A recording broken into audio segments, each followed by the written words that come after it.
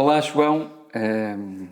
Antes de mais, queria-te agradecer teres aceitado fazer esta entrevista Parece. e vamos começar com a pergunta seca do costume, que é, se tu fosses o Moisés, qual é que era o mandamento que tu implementarias à sociedade contemporânea? Eu desta vez vou fazer só uma ressalva, é que toda a gente diz sempre a mesma coisa, que é para a tolerância, mas eu acho que é tolerância para os outros.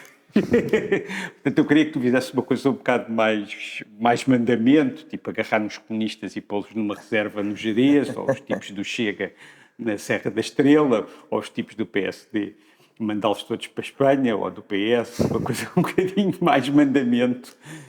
Não, eu já conhecia a pergunta e tive imensa dificuldade em trabalhá-la, porque de facto eu tenho muita dificuldade em querer mandar nas outras pessoas. Não gosto de impor comportamentos. É uma coisa que me chateia. E se calhar o meu mandamento seria à volta de não haver mandamentos. Sou uma pessoa pouco dogmática e não gosto de mandar as pessoas fazerem coisas não conhecendo a realidade delas e na vida pessoal delas, na maneira como elas conduzem a sua vida. Não gosto do conceito de um mandamento e de uma regra fixa, porque para mim, se calhar sou um bocadinho relativista moral a mais, mas as coisas nunca são pretas e brancas o suficiente para haver uma regra para toda a gente. Ok. Então vamos, de uma forma breve, queria que me situasses um bocado como é que é o teu percurso, que ainda é curto, tens 24 anos. Agora já fiz 25. Já estou pronto, Já estou estou a parabéns. ficar, já estou a ficar velho. Já estás a ficar velho. Tens menos de metade da minha idade. Mas explica mais ou menos o que é que tu fazes hoje em dia e como é que foi o teu percurso até aqui. Bem, o que eu estive no último ano a fazer foi consultoria de assuntos públicos com multinacionais. Trabalhava numa consultora e a minha função era informar as multinacionais sobre o que é que se passava em Portugal, politicamente, e como é que elas poderiam navegar isso e ajudá-las a navegar o processo legislativo português e os decisores. Isso foi uma coisa que eu fiz um bocadinho parecendo que não para descansar da política ativa.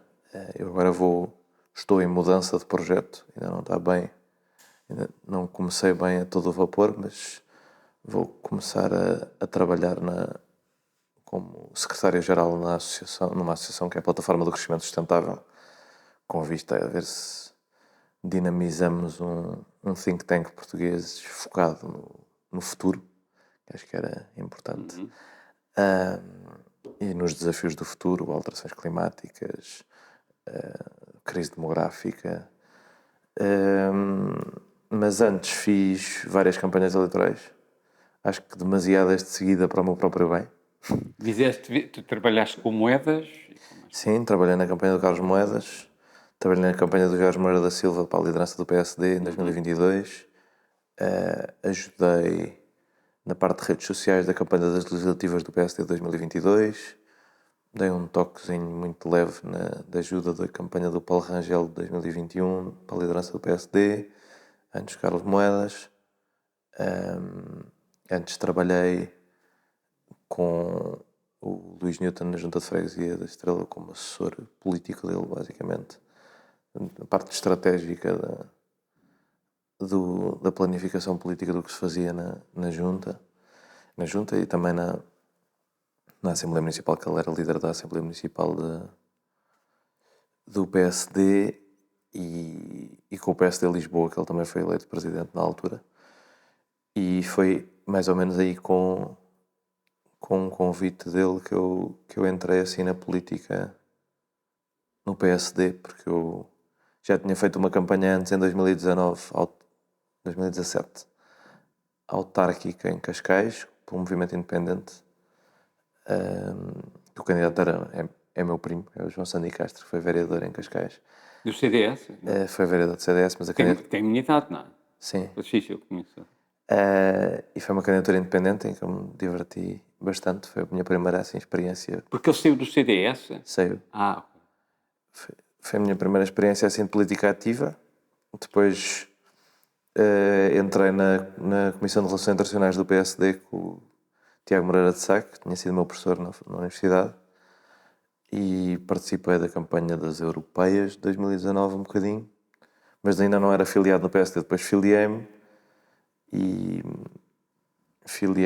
no fim de 2019 e em junho de 2020 depois o Luís António conheceu-me em algumas reuniões e fez-me esse convite para eu ir experimentar assessorá-lo, e como era na pandemia, a oportunidade de ter alguma coisa para fazer que me tirasse de casa, para mim foi ótimo, porque nessa altura o meu plano tinha acabado a licenciatura no ano anterior e o meu plano era ter feito, que fiz, as provas de inglês para ter um nível máximo e candidatar-me a uma universidade americana, que era o que eu queria, candidatar-me a Georgetown, só que o momento das candidaturas coincidiu com o momento do início da pandemia.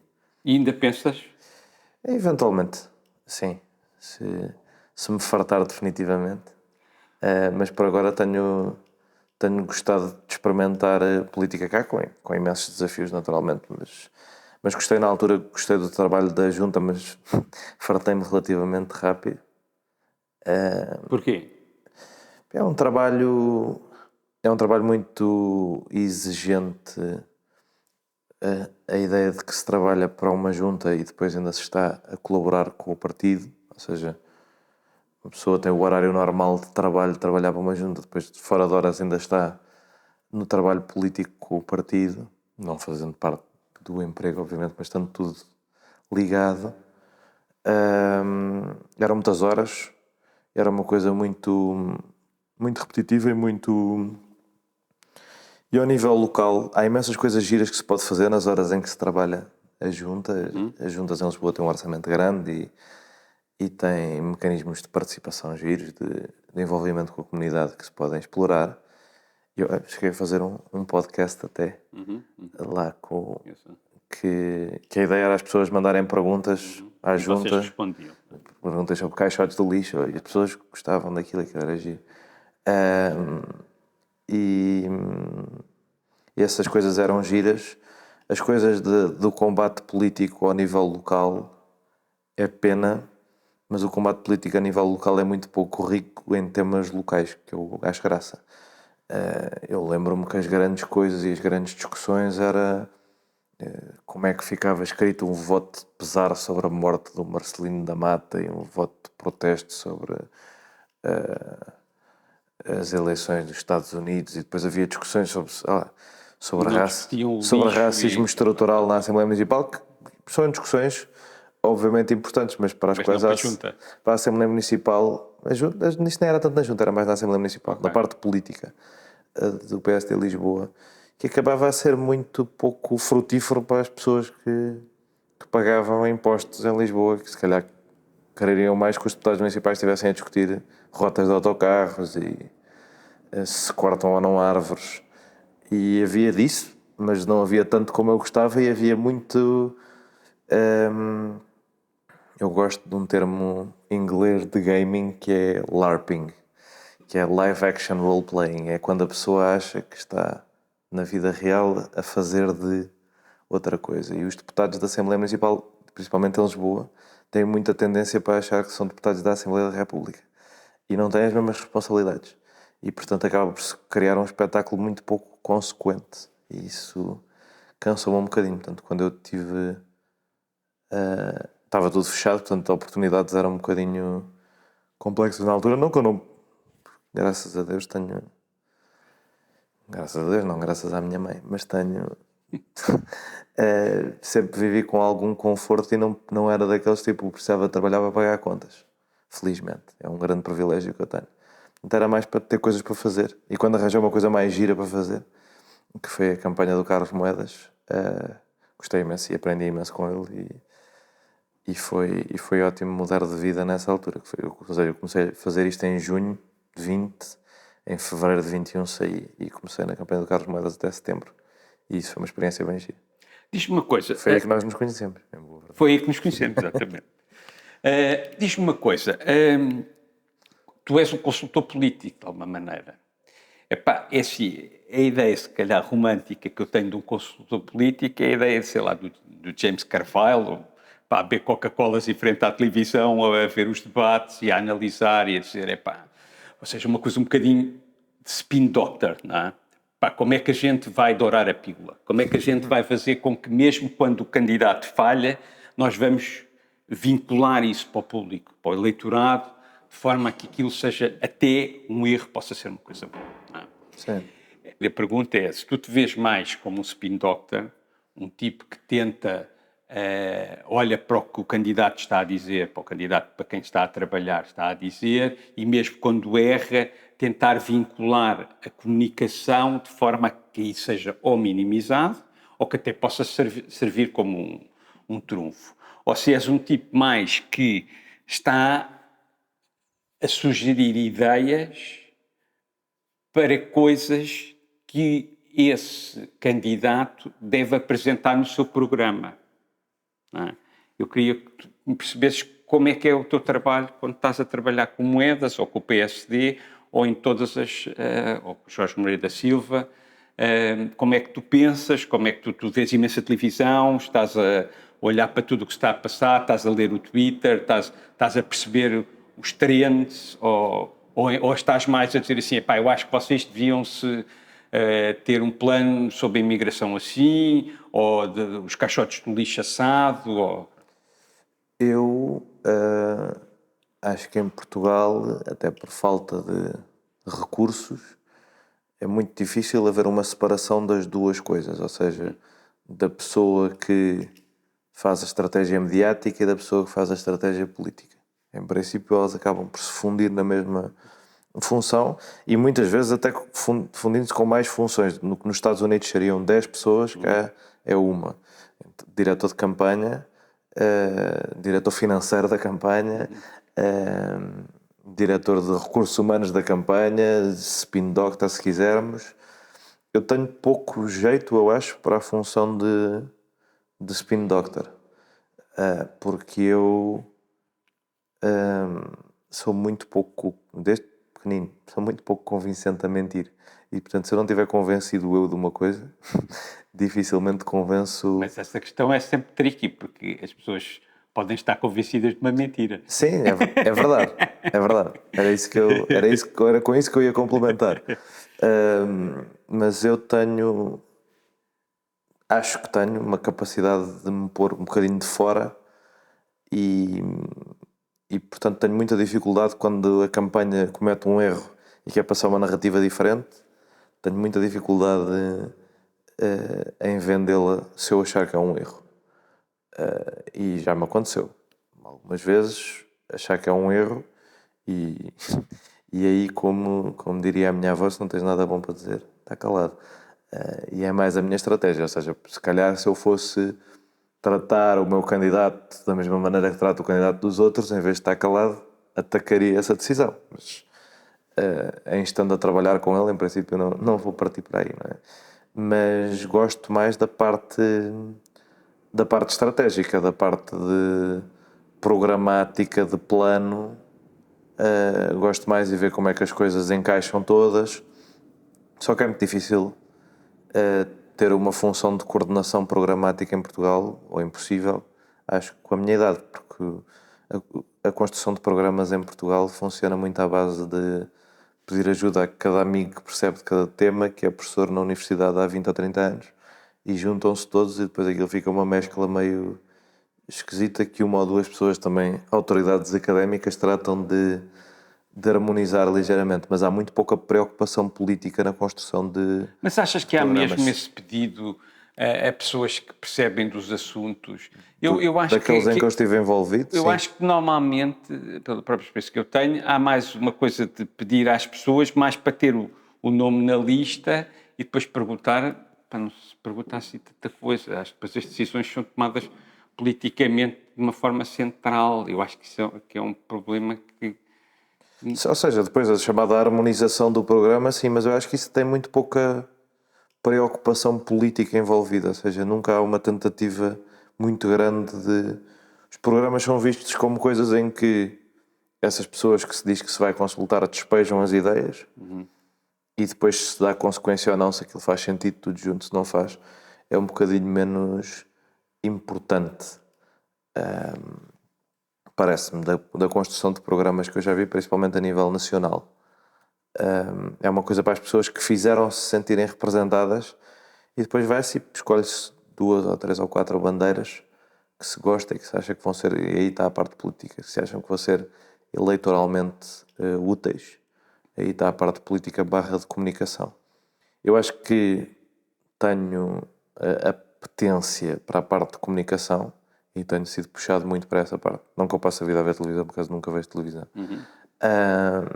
Mas redes sociais sim, acompanho bastante.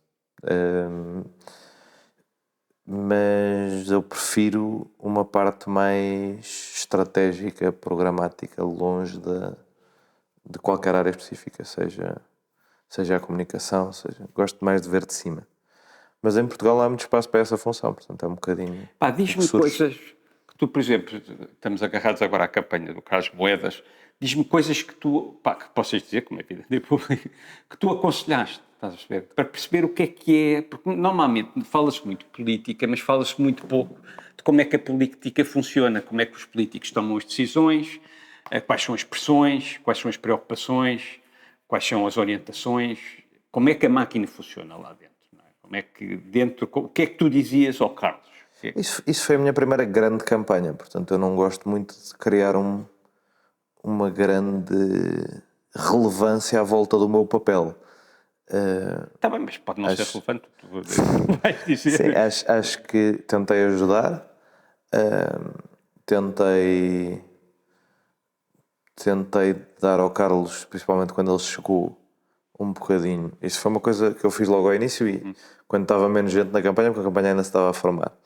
Mas o Carlos, quando chegou, eu vinha com 1 ano de estar dentro do PSD Lisboa e a ver como é que ele funcionava e pude passar ao Carlos essa perspectiva de dentro, porque ele veio ser candidato com pouca noção, digamos, do aparelho do PSD em Lisboa. Isto foi uma coisa em que eu acho que eu ajudei cedo a perceber quem é que mandava em cada sítio, quem é que eram as influências que se calhar eram mais e menos recomendáveis dentro do aparelho. E tivemos essa experiência ao início. Ao início também tínhamos uma coisa que era... ele queria saber o máximo de pequenos factos sobre a cidade, coisas que estivessem mal e que ele queria melhorar. E lembro-me de fazermos eu e uma amiga minha na altura, fazermos uns flashcardzinhos para ele andar no bolso com pequenos factos sobre a mobilidade, sobre o urbanismo, para ele ter pronto para entrevistas, assim, ajudazinhas. Depois de debates, o que é que achava que ficava, o que é que não achava.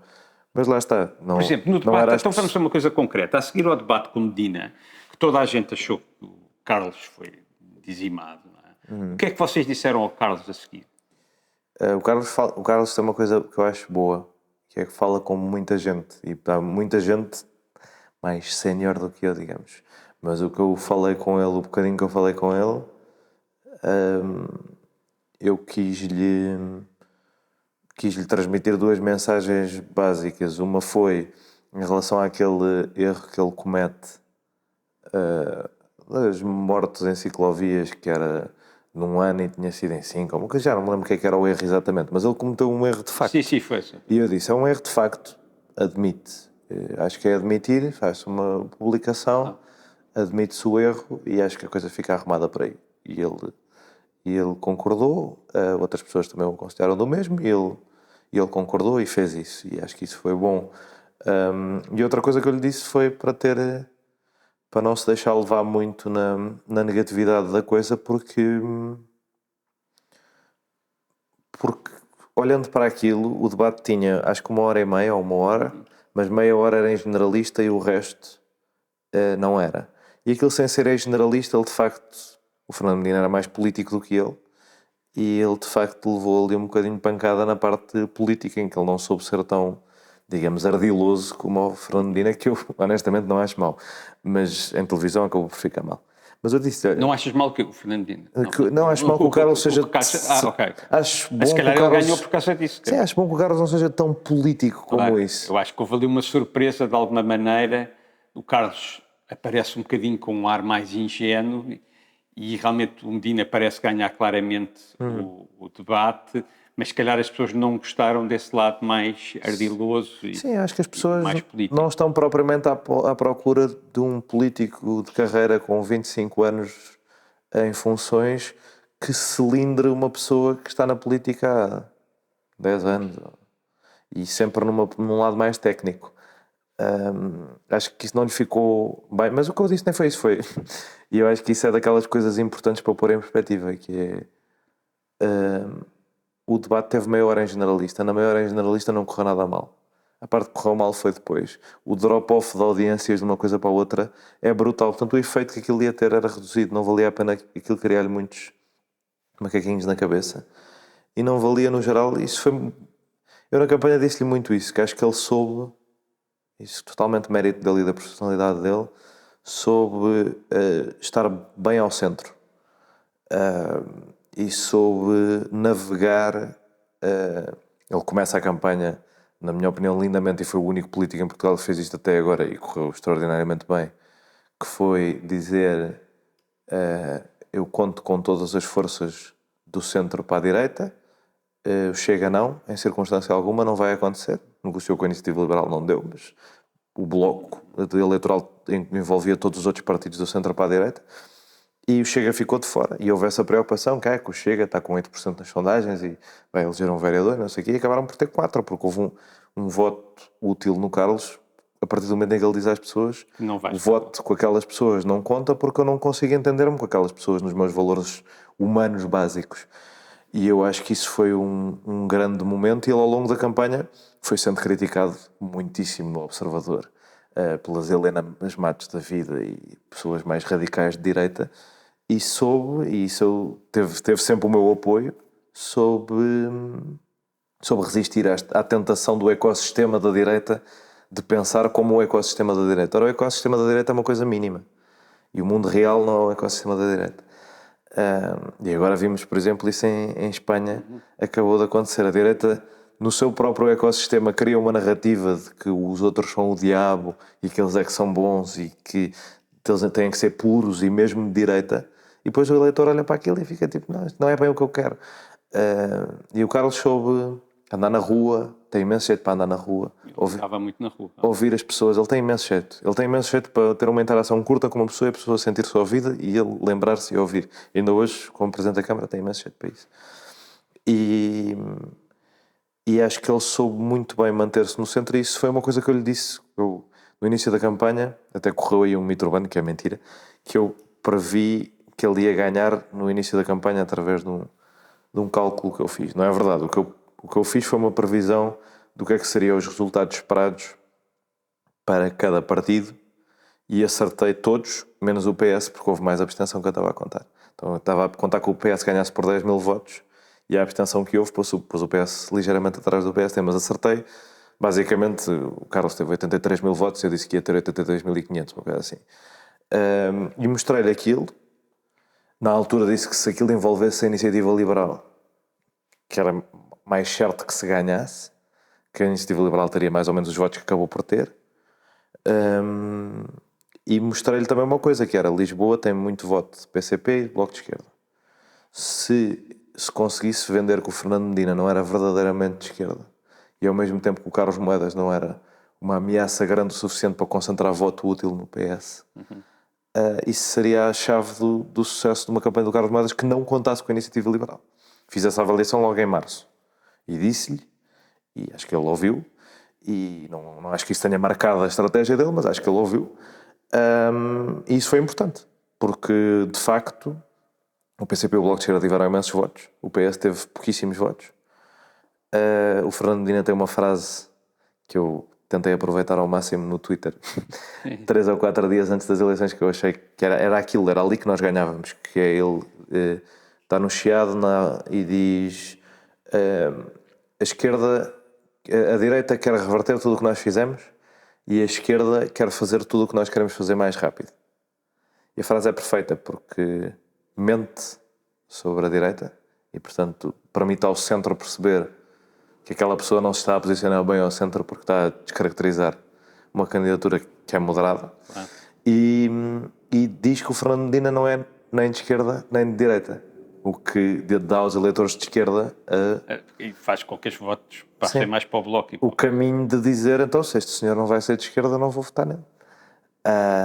E essa foi, para mim, o erro do Fernando Medina, foi que a triangulação foi tanta, a tentativa, que acabou por não agradar a ninguém.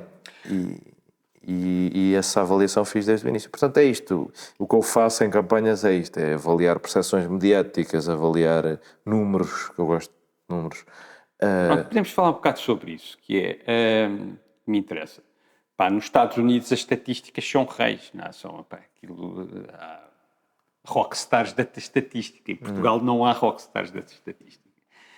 Qual é que é o nível de utilização que vocês fazem no PSD, desses mecanismos mais científicos? E se acham que vocês estão muito atrás do PS na maneira como isso é utilizado? Bem, Isto é uma parte da entrevista que se calhar ninguém vai querer ouvir, mas a mim interessa. Eu nunca trabalhei no PSD, portanto não sei como é que o PSD faz. Então, mas por exemplo, na campanha do Moedas, vocês usavam métodos quantitativos? Eu acho, ou seja, Isso é uma coisa ainda muito de intuição. há muita intuição ainda, há muito poucos dados, as sondagens são caras, mas o Carlos tinha sondagens constantemente do sentimento do eleitorado e mudava coisas com base nisso, ou seja, o foco de uma coisa passar para outra. E essas sondagens não tinham nada a ver com isso, que eu não faço sondagens. O que eu gostava que se tivesse mais preocupação, e nós tivemos, por exemplo, na negociação da coligação, em que eu ainda estive envolvido na base, para criar os dados, para criar um exercício empírico decente, porque a coligação tem que se dar umas juntas ao CDS e ao PSD que sejam proporcionais com o peso do CDS e do PSD na cidade. E era particularmente complexo porque o CDS vinha de ficar à frente do PSD nas últimas eleições. Mas ainda não se percebia bem que estava numa tendência de desaparecer. Mas já tinha tido um mau resultado nas legislativas de 2019. Portanto, o que eu tentei e tento, os Estados Unidos têm muito mais facilidade neste tipo de cálculos e de análises, porque os Estados Unidos têm uma base de dados gigantesca. Eles têm as eleições deles documentadas nos últimos 200 anos. Portanto, se eu quiser fazer uma tendência num county no Iowa, eu sei ver quanto é que eles votaram democrata e republicano desde o século XIX. E em cada bairro. Isso permite-me uma capacidade não só de previsão eleitoral, mas como de foco de recursos, onde é que eu vou apostar mais e menos, onde é que há tendências boas para mim e mais para mim, que aqui não há tanto. Mas ainda dá para fazer umas coisas de tendências. E o exercício que eu fiz usando só as eleições desde que as freguesias estão unificadas, portanto desde 2013, já deu para prever todas as tendências que se passaram nas eleições. Onde é que o PSD estava em subida, onde é que estava em descida, onde é que valia a pena apostar, onde é que não valia. E isso informou as nossas negociações de coligação, porque o que é que aquilo nos diz é: se o resultado for X, há este número de presidentes de junta, se for X, há este. Isso. E o terreno é mais favorável nestas, depois nestas, desenvolver uns grupos por percentagem. E depois isso era o prime, não é? O que vamos ganhar de certeza fica no PSD. Depois o intermédio parte entre o PSD e o CDS. E depois o cálculo. O CDS não tinha estes dados do lado deles e nós tínhamos do nosso, portanto deu-nos uma vantagem negocial enorme. Okay. Porque isso que eu fiz... Então basicamente tu fizeste um negócio bom para o PSD. Não fui eu que fiz a negociação, Sim, mas foste tu que informaste. Informei o negociador e acho que nesse aspecto fiz um bocadinho de diferença, porque lá está, em Portugal faz tudo um bocadinho à base da intuição. Claro. E a primeira pessoa que aparece com um bocadinho de dados é terra de cego, quem tem um olho é reina. E foi um bocadinho essa a dinâmica que aconteceu ali. Nós conseguimos, nessa negociação, eu acho, maximizar o número de presidentes de junta que sairiam do PSD. Tivemos ali uma curveball, como dizem os americanos, que foi arroz, que foi uma das que caiu para o CDS porque estava... Porque vocês acharam que não era possível ganhar. Não, era nas que estavam menos possíveis, nas que eram competitivas, era nas que estavam menos possíveis, mas depois houve a situação que houve, a polémica que houve com o presidente do PS de lá. Mas eu, por acaso, Arroz estava nas minhas, tipo, se isto corre mesmo bem, Vamos Arroz cai, e houve alguma resistência das pessoas dizer não, isso não é possível.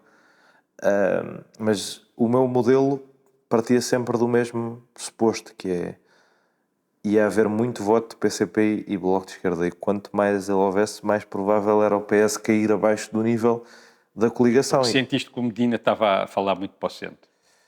O Medina é muito de centro. O Medina é uma pessoa, e agora vê-se como Ministro das Finanças, Claro. é uma pessoa que está na direita do PS e que, na maioria do país, isso é mais ou menos indiferente, mas em Lisboa, em que as pessoas estão muito atentas, aquilo é complicado. E não é só, ou seja, eu não acho que o mundo seja só centro-esquerda e direita e as pessoas estão posicionadas de forma equilibrada uns e noutros e tem que se... Não, é o ser de centro como o Medina tem desvantagens eleitorais. O ser um tecnocrata quer dizer que ele não sai da Câmara para falar com as pessoas, e se as pessoas o sentem distante, não criam empatia com ele o suficiente para votar nele. Nesse aspecto, o Carlos Moedas também, tendo um posicionamento ideológico próximo do Fernando Medina, também é um moderado de direita e o Medina é um moderado de esquerda, é super diferente no estilo de moderado que é, porque é um moderado próximo das pessoas, empatia. é um moderado mais bem disposto, e o Medina é um moderado mais cinzentão. Porquê é que tu achas que a direita, tu há bocadinho estavas a falar sobre isso, porquê é que achas que a direita continua sempre cheia de medo de dizer que não ao Chega? Porque é o standard. A direita está sempre cheia de medo, porque tem medo depois... os políticos são especialistas, são os maiores especialistas em dar o dito por não dito. Portanto, eu acho que à direita até podem dizer que não vão se coligar com o Chega e depois arranjam ali um estratagema qualquer para passar umas leis. Mas porquê é que... profissionais da política, porque é que eles não se desvinculam totalmente durante as campanhas e depois logo se vê, Sim, seria o racional, mas eu acho que a direita em Portugal está desde 2015 muito pouco racional e muito traumatizada. E acho que este trauma leva a três coisas. Há partes da direita que se revêem no Chega e que acham que o Chega é bom porque é uma espécie de subalternização da maneira como eles querem ser mal educados com a esquerda e brutos com a esquerda, mas sentem que não podem porque seria feio. Mas ficam tipo, pronto, estes fazem... É só uma subcontratação do liganismo, como eu costumo chamar. E há pessoas que veem valor nesse papel. Acho que há pessoas que estão muito focadas na vingança de 2015 e, portanto, isto é uma coisa... Neste caso já é mais aritmético, não é? Se isto é um hemiciclo e o PSD está aqui, está mais próximo do Chega aqui do que do Bloco de Esquerda aqui, apesar de eles estarem ambos nas pontas. O que isto quererá dizer é que para o PSD é muito mais inaceitável o Bloco de Esquerda estar envolvido na governação do que o Chega, ideologicamente, por proximidades. E, portanto, sentem que se estes podem, eu também posso. Que é um argumento de infantário, eu acho, não é? Ele bateu-me primeiro e eu acho isso parvo. E depois o terceiro, acho que é medo de não conseguir de outra maneira e sede de poder. Há muita sede de poder que põe muitas coisas, muitas preocupações lógicas de lado. Nós pensamos, se calhar, se estão com tanta sede de poder, ficavam mais perto se tivessem esta estratégia. É verdade, mas as pessoas, quando estão com muito irracionais à procura de uma coisa, em princípio não tomam a estratégia mais correta. Eu diria que andará à volta dessas três coisas, e uma coisa que eu acho gira e interessante na nossa história política é que isto está a ser uma repetição total, e eu tenho procurado muito estudar esse tema, do debate que houve no PSD entre 95 e 2002 sobre haver uma coligação com o que ele chamava na altura o PP. Porque, de facto, o PP tinha um discurso completamente irresponsável. o RSI. Era contra... O RSI, que é uma política pública Claro. internacionalmente reconhecida como Claro. positiva, era o rendimento dos ciganos, no discurso oficial do PP, sim. que é uma coisa...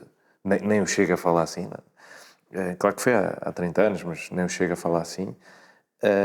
A oposição ao Tratado de Maastricht é uma coisa... É uma oposição à construção europeia que nem o Chega também tem. O CDS era um partido muito extremista, e o CDS não, que o CDS, eu prefiro esta terminologia, que é o CDS morre quando o Manuel Monteiro toma posse. A partir daí é um PP. E o Partido Popular é uma coisa completamente diferente do CDS. O CDS era um partido de intelectualização da direita, de umas figuras senadoras que coordenavam a direita mais ultramontana portuguesa e até a colocavam numa perspectiva de governabilidade do país, às vezes entre o PS e o PSD, um bocadinho como os liberais alemães. E quando o Manuel Monteiro se torna líder do CDS, o que o CDS se torna é um partido da direita para a direita, uma espécie de claque da direita, mais populista, mais radical e tão afastado dos seus valores e dos seus fundadores que não é? Freitas do Amaral, Basílio Duarte acabam todos por Lucas Pires, acabam todos por sair do CDS e ou ir para o PSD ou aproximarem-se do PS. Só concluindo este pensamento, que é esse debate do PSD em relação ao PP tinha exatamente estes contornos, que era eles são uns mal educados, uns bombistas e vêm para aqui e vão destabilizar os governos e vai ser uma chatice e vai descredibilizar, que era verdade, não é? Acertaram nessa previsão. O Paulo Portas fez mais para descredibilizar a direita portuguesa com a sua demissão irrevogável do que toda a direita portuguesa nos últimos 20 anos, não é? E de facto o CDS era um fator de instabilidade nos governos PSD que dificultou muito a credibilização dos governos PSD. Portanto, nesse sentido tinham razão. Na parte do discurso mais radical, mais à direita, acho que o PP foi um sucesso retumbante, porque ao subcontratar-se esta postura mais radical, como agora se pensa fazer com o Chega, o que aconteceu com o PP foi que o PSD se transformou no PP. E as bandeiras que o PP tinha acabaram por vir para o PSD. O PSD virou, nos últimos 20, 30 anos, muito à direita em relação ao que era a sua gênese. E já originalmente tinha sido assim, ou seja, o primeiro PSD, o PSD social-democrata, já tinha, depois da AD, já se tinha transformado muito no CDS. Como é que tu... eu gostei bastante do primeiro argumento, não é? Que é exatamente que é utilizar o Chega, e agora estavas a explicar que foi o que aconteceu, a mesma coisa com o PP. Nessa altura, utilizar o Chega como os hooligans que estão ali, que dizem o que nós não conseguimos dizer, ou que temos vergonha de dizer. E como é que uma pessoa como tu é do PSD, sabendo que o PSD está nesse estado? Porque isso também me parece bastante, não é? Que acontece, não estou a dizer que o PSD é só isso, como é evidente, É isso. mas há uma parte grande do PSD que eu acho que, no fundo, não tem coragem de dizer as coisas que o Chega diz e dá-lhe muito jeito que existe ali o Chega a falar. Eu acho que o PSD tem uma coisa interessante, que é... eu não acho que haja uma parte grande do PSD interessada no entendimento com o Chega. Acho que há uma parte grande das elites do PSD que estão interessadas no entendimento com o Chega. Mas o PSD, que é um partido que historicamente, tal como o CDS antigamente, tinha o seu eleitorado mais à direita do que as suas cúpulas dirigentes. Eu sinto Agora ao atualmente contrário. que tem as suas cúpulas dirigentes à direita do seu eleitorado. O PSD do país real é muito menos neoliberal na economia, muito menos partidário das guerras culturais nos assuntos sociais do que as cúpulas, porque as cúpulas hoje em dia são, lá está, pertencem ao ecossistema mediático do Observador, e para serem aceites lá nas festas da direita de Lisboa, para que eu não sou convidado, Quais é que são essas festas agora? É que eles fazem, ou seja, Fazem umas festas. os momentos em que eles interagem todos, as coisas da Católica, as festas do Observador, porque eu não sou convidado, ou seja, não tenho interesse nenhum, mas o ponto é, há uma sociedade em Lisboa da direita em que é preciso ser aceite.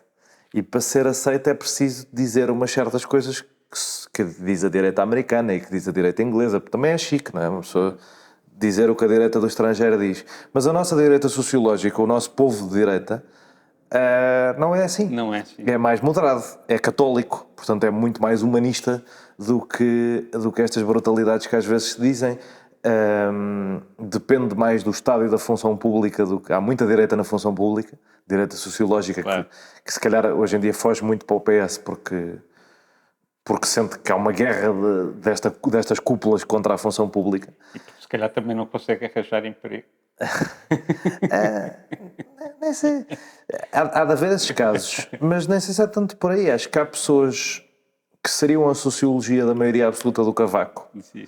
que hoje em dia votam PS porque sentem que a direita é dogmaticamente contra a função pública. E o mesmo para as reformas, por exemplo.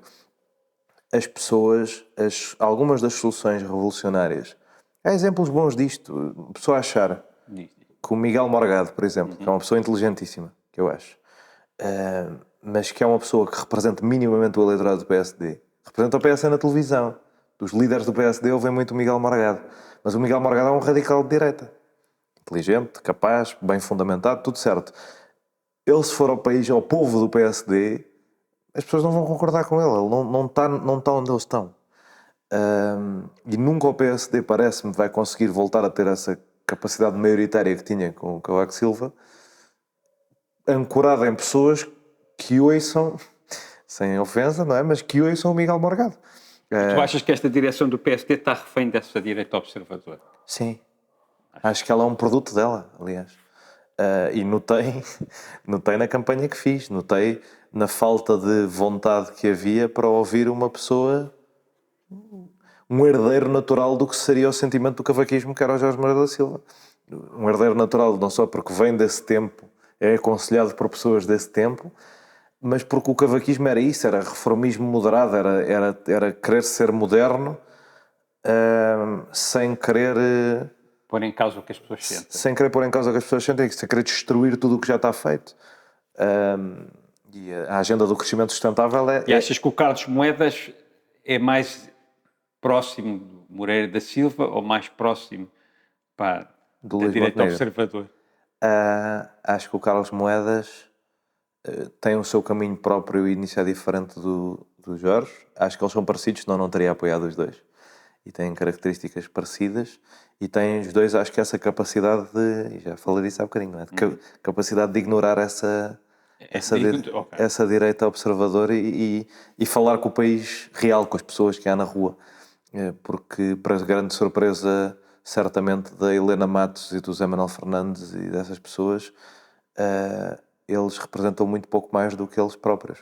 Não devia ser de grande surpresa, porque eles sempre pertenceram e apoiaram grupelhos minoritários, fosse na extrema-esquerda, fosse depois na extrema-direita. No fundo, se quiseres fazer futurologia, achas que o caminho do PSD vai acabar por passar por uma pessoa como o Carlos Moedas? Porque eles não se vão safar porque estão distantes do eleitorado, com o padrão que têm agora. Não sei, isso seria assumir que o Carlos Moedas pode, que quer, não sei se uma pessoa como, ou seja, não sei se ele, se o Jorge Moreira da Silva, se outra pessoa qualquer, mas nem sequer sei se o partido terá esse bom senso. Acho possível que o partido caminhe para o abismo. Neste momento até acho provável. Acho que neste momento o partido tem uma direção que se demite de ter um grupo, dar prestígio ao grupo parlamentar, que prefere ter pessoas absolutamente nulas à frente para se sentir seguro na sua liderança do que promover os melhores, ao nível das comissões, ao nível da liderança do grupo. Acho que aposta em muito pouca gente talentosa. Aposta em alguma, também não há zero talento, mas aposta em muito pouca gente talentosa também por insegurança. Acho que o partido tem um líder fraco e pouco convincente e as sondagens mostram. E não sei se isto não é um caminho irreversível de porque este líder fraco e pouco convincente é eleito sem fazer um único debate com o seu opositor interno. É eleito porque já tem o partido fechado nas estruturas e no aparelho. É eleito com uma abstenção enorme dentro do partido, dentro do povo PSD. É possível que o partido caminhe sonambulamente para o seu fim. Ou, para mim, até pior do que para o seu fim. Se isso acontecer, quem é que achas que vai tomar o lugar? O Chega. Achas que o Chega pode ir aos 20 e tal %? Talvez até mais. Pois, eu também acho. Acho que é o... Mas achas que a essa altura o Miguel Morgado vai aparecer dentro do Chega? Acho que eles vão suavizar o Chega, porque há uma coisa que é curioso, que é o Ventura, eu acho que ele tem dois caminhos. Tanto também, não diria que o Miguel Morgado seria para aparecer dentro do Chega. Não, mas é que eu acho que o Chega tem dois caminhos. Um caminho é continuar nesta coisa caceteira e manter aquele eleitorado, pelo menos aqueles 10%. Outra maneira é começar a suavizar. Não é? Começar a suavizar. Sim, mas ainda é cedo. Para eles, essa estratégia ainda percebo a dicotomia, mas para eles ainda é cedo, eles ainda têm que se fixar mais. E a grande vitória de partidos como o Chega, como foi a do PP, como foi a do CDS, é transformarem o grande partido da direita à imagem deles. Ou seja, os grandes partidos, seja o PS, seja o PSD, vivem de tendências e debates ideológicos, mas eles são um pouco definidos ideologicamente. Portanto, vivem muito das inovações que são feitas fora deles. O PSD podia se transformar mais na Iniciativa Liberal, por exemplo, mas também se pode transformar mais no Chega. E eu acho que, se for a ver, o que tem mais potencial de crescimento para continuar um partido grande, a Iniciativa Liberal não tem vocação de partido grande.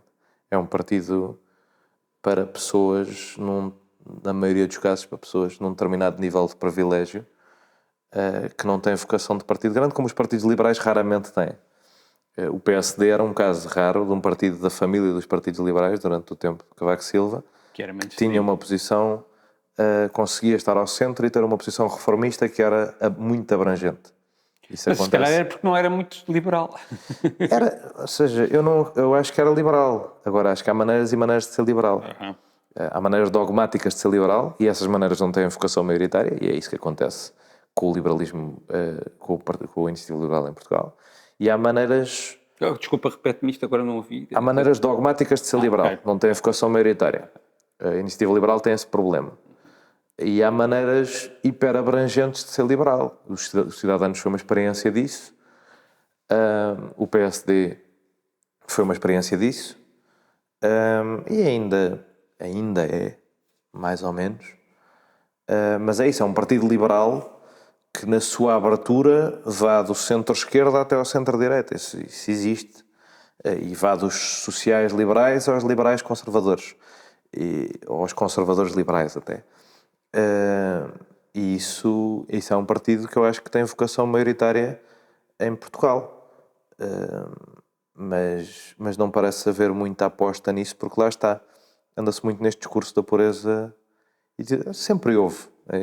Eu quanto mais estudo política portuguesa, mais repetitivo me sinto, porque este debate sobre se o PSD vira demasiado à direita e perde a vocação maioritária é um debate que acontece quando o PSD está no bloco central com o PS no início dos anos 80. E as pessoas, na altura, a puxar o PSD para a direita, Júdice, Marcelo Rebelo de Sousa, Paulo Portas, Santana Lopes, que escreviam todos no semanário, eram acusados das mesmas coisas que eu estou a acusar agora as pessoas do Observador. E depois ainda houve o Independente. O que me preocupa é... Achas que o Independente serviu também para... Sim, o Independente, para além de ter organizado o PP, serviu para puxar a direita para a direita. Porque a maneira como organizou o PP depois fez com que o PP puxasse o PSD para a direita e até na governação. Acho que isso... Há uma tendência histórica na nossa direita, desde a direita que nasce no pós-revolução, de puxar para a direita. As pessoas... tratam o Freitas do Amaral como um troca-tintas, mas o Freitas do Amaral, como diria o professor Adriano Moreira, foi como o eixo da roda. A roda mexeu-se e ele ficou no mesmo sítio, mas a postura liberal de centro que ele tinha ele acabou por perceber que Já estava fora do sítio. Não é? que estava fora do sítio no CDS, e depois sentiu-se ali em casa no PSD, mas no PSD do Santana Lopes já achou que era preferível o PS do José Sócrates. Acho que isso pode acontecer a mesma coisa a ti. Tenho algum medo que isso aconteça, porque eu não tenho identificação sociológica com o PS. Não. O que é isso de identificação sociológica? É uma... Tens que Sim, explicar o que um é bocado um palavrão. O PS, a vocação do PS é ser um partido que representa uma síntese das esquerdas até ao centro. Eu não sou de esquerda e prefiro consolidar a minha posição e fazer um compromisso. Eu, um social-liberal, com um conservador e um democrata cristão, do que com um socialista e com um social-democrata.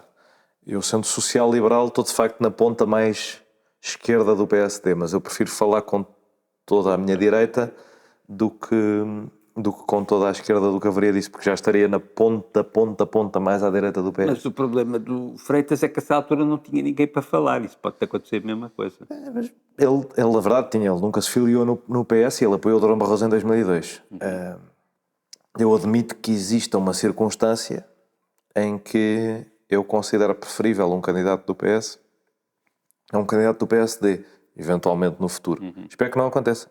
Espero que a deriva à direita do PSD não continue de forma a que eu deixe de me sentir em casa no meu espaço. Mas isto depois até tem a política. É muito giro o debate filosófico sobre o social-liberalismo e o conservadorismo e o liberalismo e a social-democracia, não sei o quê. Mas mais interessante do que isso, eu acho que a política é muito pessoal. E eu pertenço ao povo da direita. Eu sou um Beto de Cascais, não é? Nasci numa circunstância de algum privilégio e cresci. A minha família é de direita, o meu círculo de amigos agora hoje em dia é mais variado, mas original, está à direita, e portanto não é, ou seja, eu não quero para agradar à minha família ser de direita, mas por eu crescer e viver nesse ambiente eu tenho muito mais facilidade em conversar com uma pessoa do centro para a direita do que uma pessoa do centro para a esquerda, que é muito mais alien para mim. Mas olha que no meu caso, os meus amigos são todos de direita. E isso às vezes faz-me sentir mais de esquerda. Sim, a mim também. A mim também. O ponto não é tanto esse, a pessoa tem mais mecanismos para se entender. Depois eu percebo. Está mais habituada a conversar com as pessoas de um lado do que do outro. As pessoas que a primeira pessoa que eu conheci que votava PS devia ter para aí 18 anos quando conheci. E na faculdade depois conheci pessoas... Não, da minha família era bloco PS. de esquerda. Eu tinha essa parte. O meu pai andou nas lutas estudantis dos anos 60, portanto, eu tinha todo... Eu acredito imenso que nós somos ideologicamente em função de como sentimos quando éramos muito, muito novos, e acho que isso nos condiciona imenso. Também. Ao contrário de ti, eu tinha uma família de esquerda. Portanto. Pois, eu acho que isso tem imenso peso. Para mim tem peso de várias maneiras. Como eu sempre... Pode haver um peso reativo também. Sim, eu tive muito peso reativo e criei isso, ou seja, na minha família eu era a pessoa mais fora, porque era o que nunca andei em colégios, andei sempre na escola pública, andei numa universidade na FCSH, uma universidade mais fora, mais do que era, ou seja, a minha família é muito tipo à clássica, essas coisas, e portanto acho que contactei com realidades diferentes que me criaram mais empatia com o outro lado e que me deram este estilo mais diplomático que eu tenho e mais de consensos da direita e da esquerda, e também uma consciência social, acho que diferente do que outras pessoas que cresceram no meu meio em relação a pessoas que não têm as mesmas oportunidades que eu. As escolas em que eu andei era Cascais, mas... Era o Polivalente? Não, essas não teria ganho consciência de classe. Mas nas escolas em que eu andei, mesmo na primária, andei na Cidadela, ali à frente do Tribunal de Cascais, do 7º até o 12º ano, eram escolas em que tinha colegas que iam presos, em que quando era novo tinha... Isso acontecia muito em Cascais, porque eu sou mesmo do centro, e no centro vivem muito poucas pessoas de Cascais. Essas pessoas vivem mais na Quinta da Marinha, Birra, essas coisas. E, portanto, tinha as minhas turmas do primeiro ao quarto ano, a maioria das pessoas não tinha nascido em Portugal. Brasil, antiga Jugoslávia, essas coisas. Portanto, ganha-se uma consciência diferente do que é o mundo lá fora. E acho que, nesse sentido, construí muito reativamente. Por outro lado, para a compreensão do meu fenómeno, é isso. Eu não tenho... Na história da minha família, não tenho... É difícil encontrar alguém que tenha sido próximo de qualquer partido de esquerda desde o 25 de Abril. É difícil encontrar alguém que tenha sido próximo ou se tenha sido contra o regime pela esquerda. Eu tenho monárquicos contra o regime, até tenho alguns, mas pela esquerda tenho poucos. É difícil encontrar republicanos. Portanto, há um lastro longo de pertencer só a este grupo. E eu noto isso quando os meus amigos de Lisboa hoje em dia, lá está, pessoas que têm famílias do PS, pessoas que participaram nos movimentos estudantis, pessoas que participaram, que têm passados da Primeira República. Eu não tenho isso, não faz parte da minha sociologia, lá está. Diz-me uma coisa, que isto agora é um parênteses, que eu nem iria falar sobre isto, mas tu falaste da tua experiência na escola pública. Pá, tendo essa experiência, é a experiência que eu estou a dar aos meus filhos também, e acho fundamental. Como é que tu vês, pá, a escola pública e o sistema de ensino, seja privado, seja público, o que é que tu pensas sobre isso, de uma forma genérica e breve? Bem, eu tenho tido algum envolvimento nisso porque, agora por acaso, estamos numa semana em que eu faltei às minhas responsabilidades, faltei a um Conselho Geral, mas eu ainda estou no Conselho Geral da minha escola em que eu andei, na Cidadela, como representante da comunidade. E por acaso agora faltei ao relatório do fim do ano, que não estava cá. Mas tenho tido experiência de como é que funciona a gestão de uma escola por observação. Tenho tido experiência um bocadinho, meio, não encarregado de educação, mas meio porque eu tenho um irmão com menos de 14 anos que eu e que está nesta escola em que eu andava. Está nesta escola. E que eu tenho tido a experiência de comparar o que é que foi a vivência dele, o que é que está a ser a vivência dele, o que é que foi a minha. O que é que eu sinto e senti sempre. E acho que não mudou muito a minha perspectiva até de quando eu andava lá. Acho que se tem demasiado medo da avaliação. E a avaliação era importante trazer de volta. A avaliação dos professores. A avaliação dos professores. Acho que era importante haver avaliação de diretores também. Acho que há muito amadorismo na maneira como se gerem as escolas. Eu já estou a falar, não sei, no agrupamento de escolas em Cascais. É uma coisa com alguns recursos que se calhar no interior do país não há. Acho que há muitos problemas que as colocações provocam e eu lidei muito com isso. Professores que não apareciam, que não estavam cá, que não conseguiam mudar-se. Professores que de um ano para o outro saíam porque ainda eram muito novos e um ano estavam aqui, outro ano estavam nos Açores, outro ano estavam em Vila Real. O que é que... Tenho posições, uma ou duas coisas que gostava que mudassem nesse aspecto. Gostava que mudassem o sistema de colocações para as pessoas ficarem mais fixas perto da sua zona, de avaliações. Também gostava que se avaliasse mais, e diretores, acho que era muito importante, porque as coisas acho que ainda são feitas com algum amadorismo. Mas tu achas que se deve apostar em grande no ensino público muito. E não como os liberais, acho que no fundo é o que eles querem, subcontratar os privados? Sim, eles têm uma posição meio ambígua, que é a coisa do cheque-ensino, que é uma coisa que eu acho... O que é que tu achas sobre o cheque-ensino? Na desconstrução básica acho um disparate, porque se me derem, até por uma questão de marketing, não é? Se me derem uma soma e disserem agora mete o teu filho onde tu quiseres, essa soma vai ser usada, as pessoas vão querer pôr os filhos todos num colégio privado que seja bom. Eu não vejo, e ainda nunca, já entrevistei a Carla Castro sobre isto, já tive conversas com... Ainda ninguém me conseguiu explicar como é que eles responderiam ao facto de haver uma procura superior dos privados. Claro, isso foi o que eu falei com o Carlos Guimarães Pinto. Que depois subiria os valores para cima do valor do cheque-ensino e voltaria a obrigar a que só as pessoas que tivessem outra vez mais dinheiro... Não, e vais fazer guetos, depois porque não vão caber todos dentro da... Eles dizem, é por sorteio, está bem, então mas... Vai tudo para a mesma escola, vai tudo querer ir para a mesma escola. Para mim não muda nada, porque se houver essa procura, a escola privada vai ter a capacidade de aumentar ainda mais os preços. E no fundo é só o Estado a subsidiar as escolas privadas.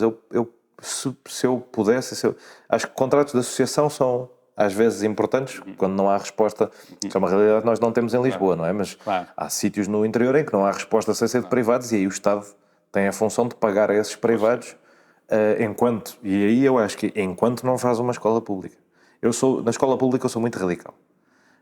Acho que deve-se ter ao máximo escola pública para servir todas as populações, e o Estado deve pôr o mínimo dinheiro possível no ensino privado. O ensino privado é uma coisa que as pessoas escolhem, gostam, a igreja quer fazer, está tudo certo, mas para mim o Estado só deve pôr dinheiro na educação pública. Os contratos de associação são para quando isso não é possível, importantíssimo. Acho mal terem acabado, mas tem que sempre estar a olhar para o fim de só haver escola pública e só haver dinheiro do Estado na escola pública. E ainda punha a necessidade, obviamente, de investir mais. Acho que é uma prioridade máxima. Agora tivemos o veto do Presidente da República à questão dos professores a trazer isso mesmo. É uma prioridade máxima. É onde nós temos o nosso atraso. Esta conversa que nós temos hoje em dia, estamos a ser ultrapassados pela Polónia, pela Roménia, pela República Checa, não sei o quê, tudo estava no Bloco de Leste, tudo nos ultrapassou porque as pessoas lá tinham uma escolaridade média de 12 ou 14 anos, e nós aqui tínhamos de 4 ou 5 quando entramos na União Europeia. Isso faz diferença. Quando esse potencial humano é libertado dentro de um mercado livre, é completamente diferente, e claro que vamos ser ultrapassados por toda a gente. E enquanto nós não pusermos a educação no topo das nossas prioridades, eu tenho um amigo que fala muito bem sobre isto, por acaso é um bom convidado, que é o Miguel Herdade, que trabalha em Londres. Interessa-me imenso falar com uma pessoa especializada em educação. Ele é especialista em educação. E ele dá-me muito na cabeça cada vez que eu não priorizo. E tem razão, porque é a coisa mais importante. E eu aqui ainda acrescentava uma coisa que tem muito a ver com a minha experiência, mas que eu gostava que existisse, que era uma liberalização da profissão de professor, um bocado de voltar ao século XIX e ao início do século XX, em que as escolas pudessem contratar pessoas licenciadas, só licenciadas, e elas próprias, cada escola ter essa, ou cada agrupamento ter essa independência, para darem determinadas aulas. Eu adorava, vivo aqui ao lado, em Campo de Ourique, adorava poder dar aulas de História na Josefa de Óbidos. Já fui convidado. Os meus filhos andam lá.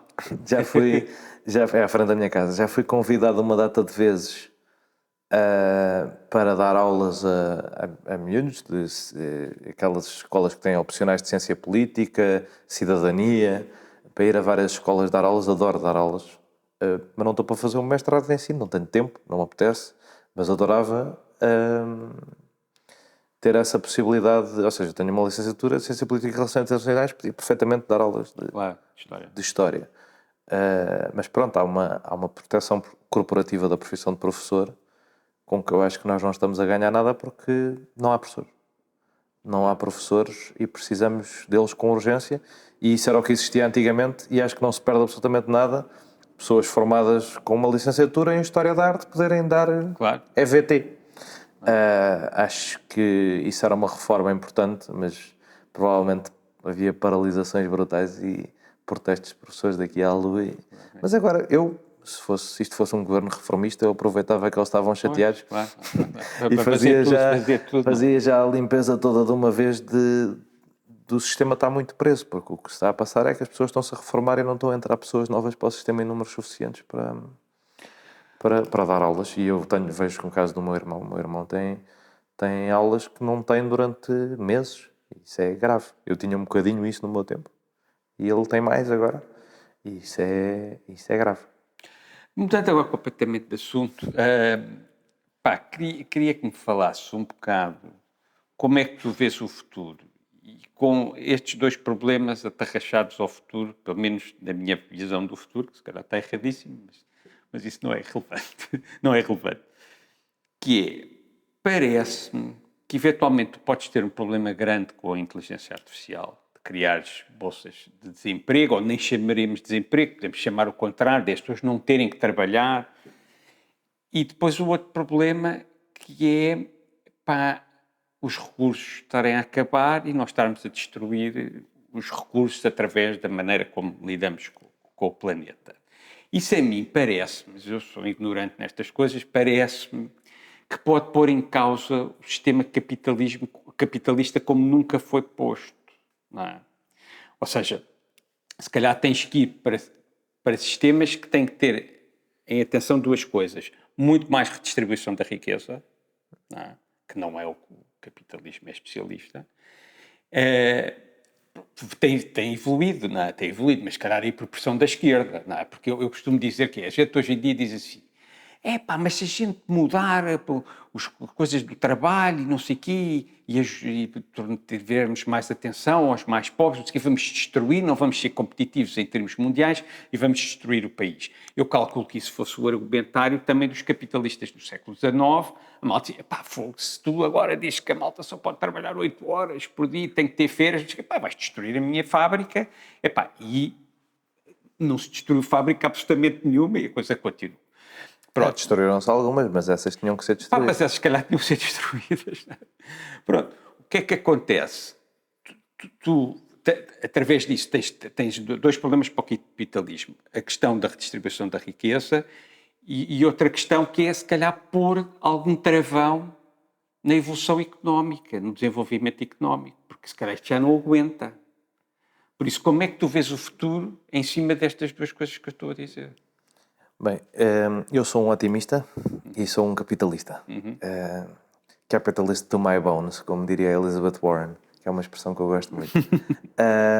E eu acredito na capacidade de reforma do capitalismo. O exemplo do século XIX é bom, porque o capitalismo do século XIX, digamos o primeiro, claro, é para os nossos olhos particularmente selvagem. Selvagem. Mas a reforma que existe no início, a construção do Estado Social que existe primeiro no início do século XX, com a era progressista e com a democratização nos Estados Unidos e na Europa, com o sufrágio das mulheres, com o início da regulação do mercado de trabalho, com o início da eleição direta de uma série de cargos, com o início das proteções ambientais. Isto já aconteceu algumas vezes. Há a chamada Progressive Era nos Estados Unidos, fim do século XIX, início do século XX. Depois há o pós-guerra dos 30 gloriosos, que são anos em que o capitalismo tem essa capacidade de se reformar. Lá está, eu não, como comecei por dizer, eu não sou dogmático. E o capitalismo é porreiro para mim porque não é nada. Ou seja, o capitalismo no fundo é plasticidade em forma económica. Há uma base, que é haver dinheiro e valorização de coisas, mas a maneira como ela é gerida é completamente plástica. E isso para mim é interessante e bom, porque quanto mais plástico for, o problema das acumulações de capital e dos grandes capitalistas que querem manter as coisas como estão é precisamente estarem a ser ineficientes. A tentativa de preservação de indústrias antigas que já não dão o mesmo lucro através de subsídios estatais, através da proteção de evitar a concorrência, através de tentar afogar novas soluções, é o tipo de coisa que é feita por capitalistas, no sentido em que são pessoas com capital, mas é anticapitalista. O capitalismo é a transformação constante. E, no fundo, é a transformação ordeira, a revolução ordeira e a destruição ordeira de ordens económicas. E isso causa sempre... Eu não sou um especialista em inteligência artificial, nem quero fingir que sou. Mas o debate que parece haver sobre a inteligência artificial é parecido com o da automação. E é parecido com o das fábricas antes. É um debate de...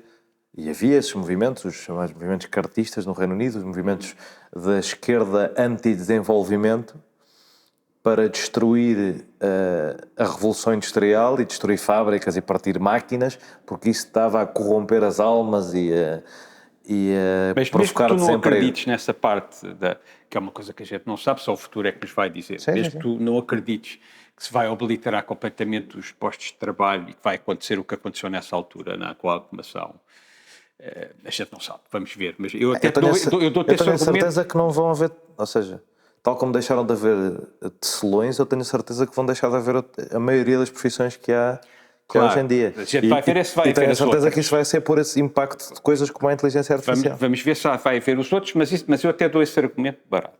Mas o outro é mais complicado. O outro já está a ver que já não há recursos. O outro é mais O complicado. outro é que a inteligência artificial, estou tranquilo, é a evolução tecnológica, eu normalmente estou tranquilo em relação à evolução tecnológica. Tem coisas boas, tem coisas más, há de se harmonizar e há de correr bem, na minha perspectiva, porque eu sou um otimista e acho que as coisas são progressistas e Mas acho que olha as que coisas não te correm bem. esqueças que nós somos predadores. Nós hoje em dia esquecemos que nós somos animais predadores. Nós temos uma tendência. Acho que somos cada vez menos, em boa verdade.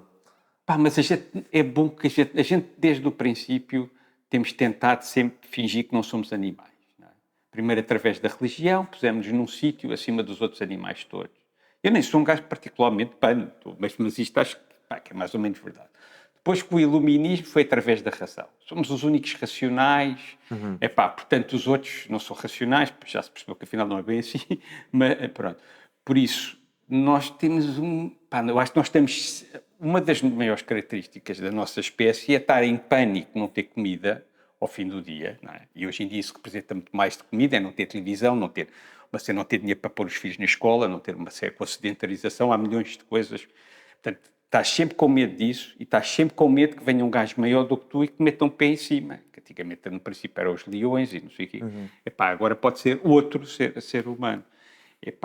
Portanto, eu acho que há sempre uma avidez na nossa espécie de andar para a frente. E acho que o capitalismo tem tanto sucesso porque cumpre esta nossa coisa de predadores.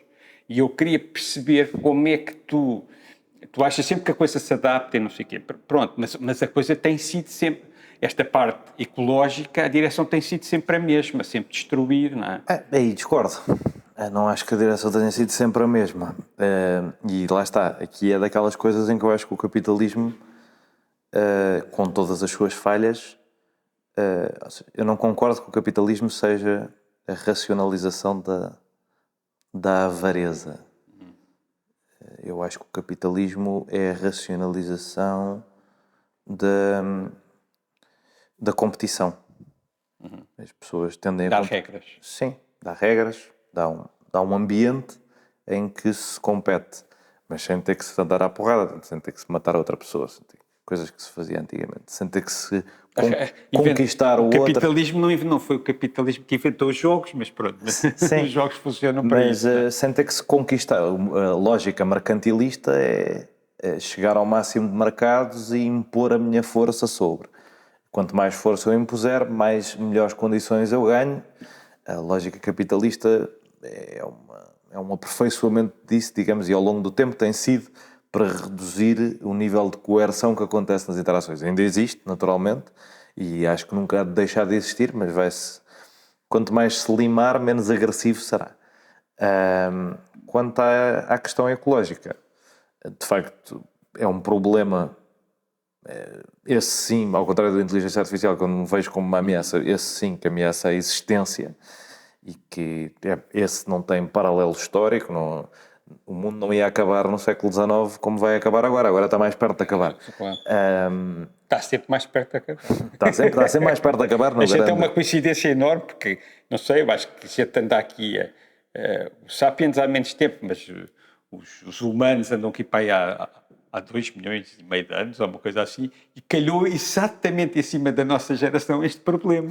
É uma coincidência absolutamente brutal. Calha mal, de facto, mas era o mais provável que calhasse em cima de uma geração destas, que era uma geração que teria de tal forma complexificada que estaria na capacidade, destruiu o planeta para tanta complexidade, mas estaria capaz de discutir essa destruição. Isso é um pensamento quase divino. Essa é uma coincidência divina. Aí vejo-te quase como um crente. Acreditar que isso aconteceu, porque era na altura em que a gente poderia ter a capacidade intelectual de resolver o problema. Ao contrário, nós só temos este problema porque o mundo é tão complexo. O desenvolvimento industrial que permitiu haver umas câmaras para nós estarmos a conversar, a discutir, não sei o quê, é o mesmo que permite a destruição do planeta. Claro, sim, não tenho dúvida nenhuma. E nesse sentido, o que é que eu acho? Acho que estamos a caminhar de forma demasiado lenta no caminho certo. Mas de facto há uma ameaça brutal. Não acho que a solução seja o de crescimento. Acho que o desenvolvimento tecnológico e a aposta no crescimento económico têm permitido arranjar as soluções. Nós já temos as soluções. Seja comboios mais rápidos para deixar de haver aviões, seja alternativas ao combustível fóssil, energias renováveis. Agora, eu acho que alavancados nisto e apostados nestas novas tecnologias, crescer com base nisto. Crescer, lá está, foi como eu comecei e agora é a minha causa, não é? Crescer sustentavelmente. E acho que isso é possível. É preciso muito mais rasgo e muito mais ambição e muito menos proteção dos players instituídos. É preciso que alguém caia em cima dos grandes interesses instalados, sejam as petrolíferas, sejam os grandes bancos. É preciso, o capitalismo precisa sempre destas eras. Partir já teve, isso já aconteceu, não é? Os monopólios foram todos partidos nos Estados Unidos. Eras de partir monopólios. Claro.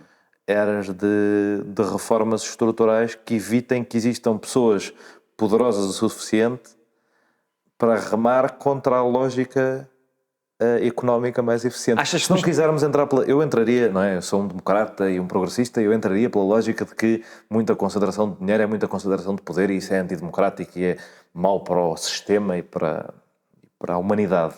Mas se nem quisermos entrar aí, se quisermos olhar para uma perspectiva puramente de negócio, os monopólios como estão hoje em dia estão a servir uma economia de consumo e uma economia até de combustíveis fósseis que já não se coaduna com o que seria mais eficiente daqui para a frente. Não só no sentido de há novas oportunidades muito mais sustentáveis, como no sentido em que se for para essas oportunidades mais sustentáveis, vamos todos assar e, portanto, é indiferente, já não há negócio, já não há clientes. E, portanto, até de uma perspectiva económica, acho que isso, o capitalista há de acordar para isso. Tu vês alguma hipótese nos Estados Unidos de voltar a haver uma fragmentação dos monopólios que tens hoje em dia? Vejo, acho que... Achas que há vontade política mesmo no Partido Democrático? Acho, mas a Elizabeth Warren e o Bernie Sanders tiveram, 30 e tal %. E acho que eles nas podem últimas ganhar primárias. um dia. Acho que eles não, mas acho que as ideias deles vão... A Elizabeth Warren já tem vários... A Elizabeth Warren já foi nomeada pela administração Obama para criar a autoridade da concorrência e da proteção do consumidor lá. Uma coisa que não existia. Já nesta administração Biden tem tido um papel super importante na escolha, ou seja, pessoas discípulos dela em papéis de concorrência e de combate ao crime económico, combate aos monopólios, e tem havido uma postura cada vez mais agressiva. Os republicanos, graças a Deus, no meio da sua idiotice geral, decidiram que as grandes empresas são woke. E como tal também... Foi uma coincidência. Também são... Querem acabar com elas. Também são aliados improváveis, digamos. Pois a Apple, são tudo super bom, todas as grandes empresas americanas. A Nike... E pronto, e tornaram-se aliados improváveis desta causa um bocadinho, no sentido em que são céticos das grandes empresas. E isto pode estar a criar um caldo cultural para isso vir a acontecer. Vamos ver quem é que será... como é que será a segunda administração Biden, como é que será o resultado. Achas que vai ser mais à esquerda? Acho que... Ele já não tem nada a perder. Achávamos que ele já não tinha nada a perder, mas pelos vistos ele ainda vai ganhar, se calhar. Acho que o mood geral do país é, nesse aspecto, podemos lhe chamar mais à esquerda. Lá está, eu acho mais capitalista. Pronto. Eu acho mais capitalista. Mas mais preocupada, pelo menos, para preservar o sistema capitalista. Sim. Mais preocupada na defesa de um sistema capitalista justo. Eu gosto desta distinção mais pro-market e menos pro-business, porque durante muito tempo o que se achava que era o capitalismo e o liberalismo era a defesa dos negócios. E não é. O capitalismo não quer defender negócios. Os negócios defendem-se a eles no mercado. O capitalismo quer defender um mercado com regras justas em que ninguém é beneficiado indevidamente e em que todos competem em igualdade de circunstâncias. E, portanto, quando se deixar a narrativa pro-business e se voltar ao pro-market é quando se começa a partir monopólios e a acabar com subsídios e eu gostava de caminhar por aí. Por isso é que eu tenho muita dificuldade quando as pessoas me chamam, dizem que eu sou de esquerda. Acho que uma pessoa que acha isto é muito difícil Se encaixar na esquerda. mas é isso, eu acho que as pessoas estão todas, o que é esquerda e o que é direita está em fluxo, está em transformação. Pá, acabávamos aqui para o último assunto, que é o Centrão. Pá, e se calhar vamos falar do Centrão em Portugal, mas acho que o Centrão existe em todo o lado, não é? Eu outro dia, quando estava a entrevistar o Pedro Marcos Lopes, disse-lhe que dos 3, talvez, programas de política, de opinião política na televisão, com mais audiência, que eu disse que era o Governo Sombra, que agora não se chama assim, o Eixo do Mal e o Sem Moderação, estão 11 pessoas lá. Só há uma mulher, não há nenhum negro e não há nenhum representante das franjas. Ou seja, não há ninguém do PC nem do Chega. Sim. Há o Daniel Oliveira. Não é do PC, fogo. Ele é muito. Ele está. Eu acho que para mim o Daniel hoje em dia está na esquerda do PS e está na direita do Bloco. Sim. Mas, Pá, mas pondo esses 3, ele até está em 2. Percebes? Exatamente, ele está em 2. Por isso. Mas não sei se até por aí a circulatura, acho que a circulatura do quadrado é capaz de ter mais gente a ver com Sem Moderação. Não tenho a certeza. Tudo bem, mas tu podes pôr também essas pessoas. Também são super centrão. Sim, mas aí há mais uma mulher. Pronto, está bem, mas mesmo assim passas para 14-2. Não tens nenhum negro, não tens 2 mulheres e não tens representação das franjas. Não tens ninguém do Chega nem do PC. Tu não achas que podes estar a caminhar por causa disso para uma situação em que as franjas cada vez crescem mais porque não se sentem representadas?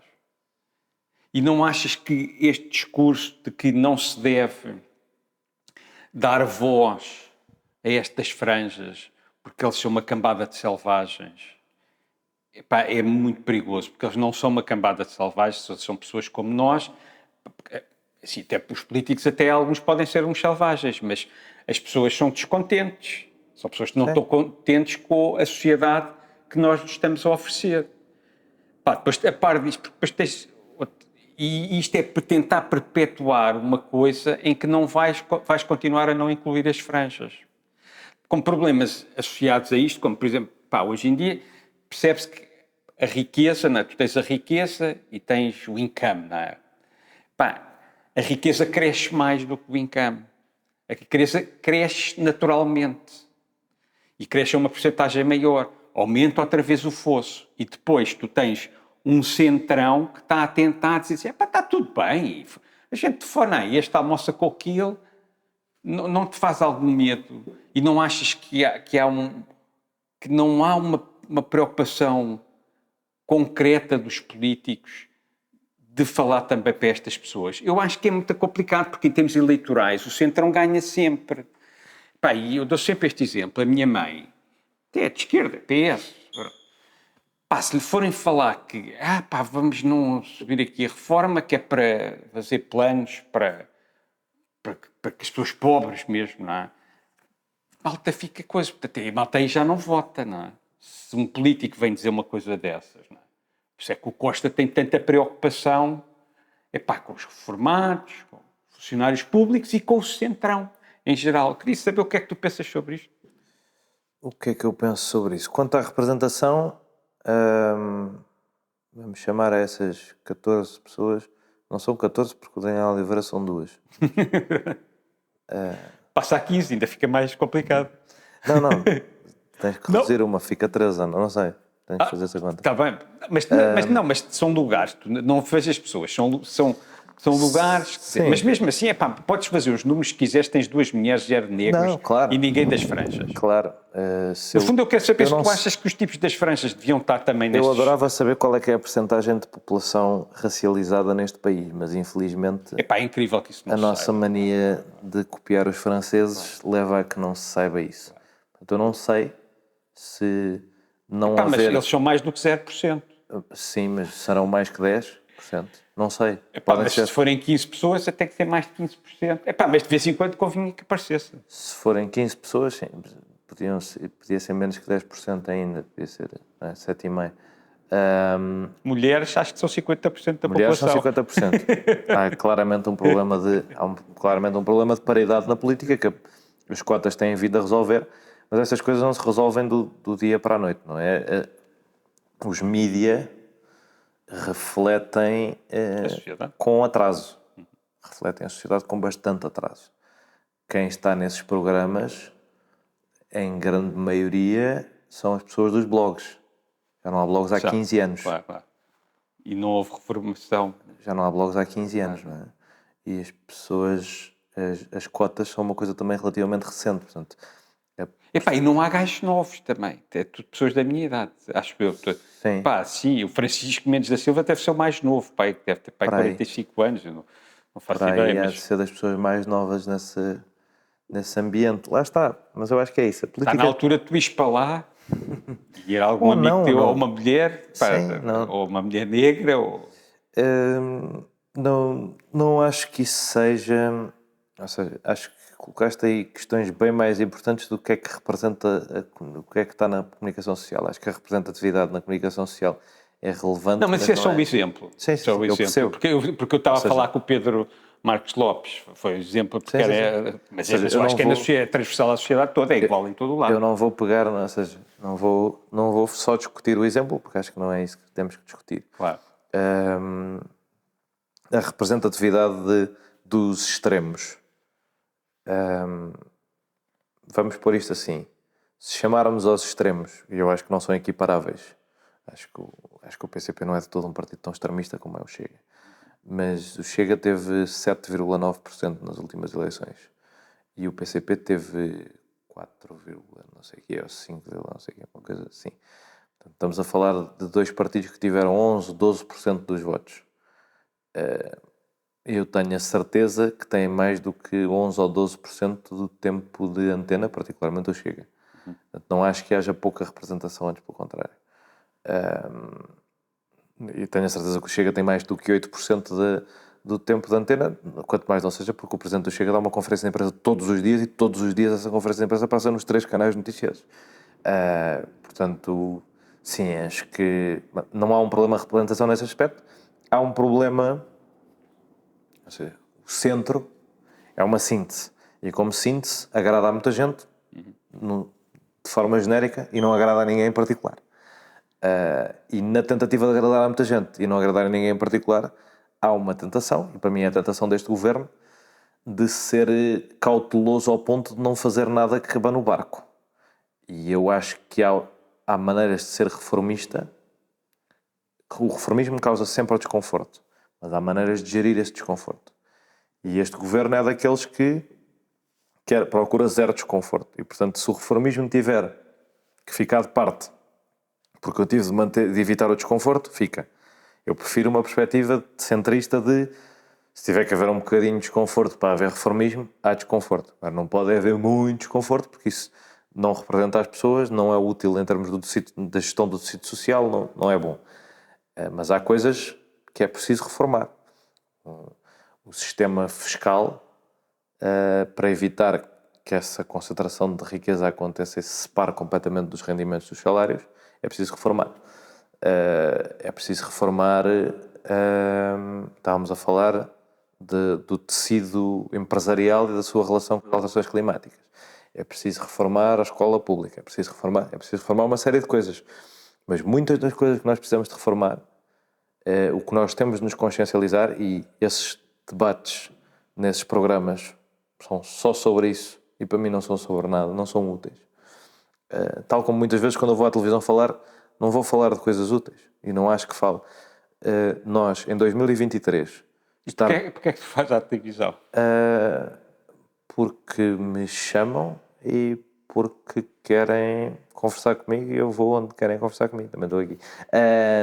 Mas aqui acho que estou a dizer coisas mais úteis, acho que estou a dizer coisas que na televisão não há tempo não há interesse em que se discutam. Mas... Não, porque a minha preocupação nestas entrevistas, se há alguma coisa que está por trás da ideia de fazer estas entrevistas, não é para debater o assunto do dia, não é para debater a CEO da TAP ou a Sim. greve dos produtores no momento, é para tentar perceber minimamente o que é que as pessoas pensam sobre a sociedade e como ela deve ser Eu organizada. sou muito avesso ao assunto do dia, não gosto de discutir o assunto do dia.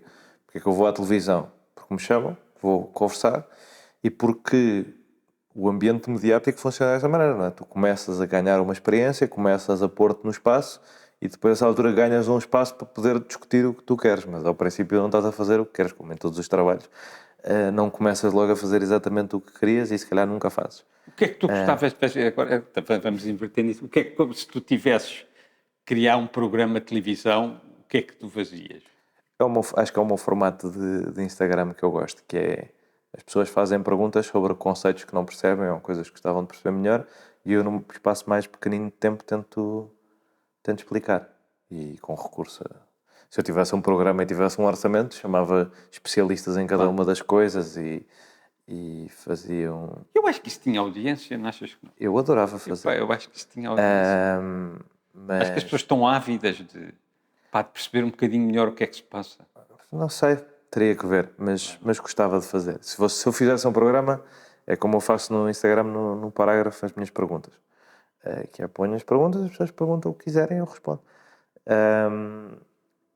Mas fechando só no tema do Centrão, de facto, acho que vivemos esse problema de falta de reformismo e excesso de conforto.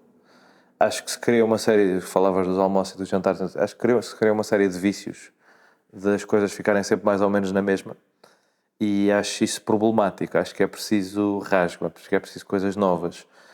Se isso envolve sempre pessoas novas, eventualmente, mas as pessoas novas podem ter no Centrão o mesmo problema que eu tenho com a televisão, que é tem tanto de fazer as mesmas coisas de sempre para chegar lá, que quando chegam já só estão habituadas a fazer daquela maneira e já não vão fazer de maneira diferente.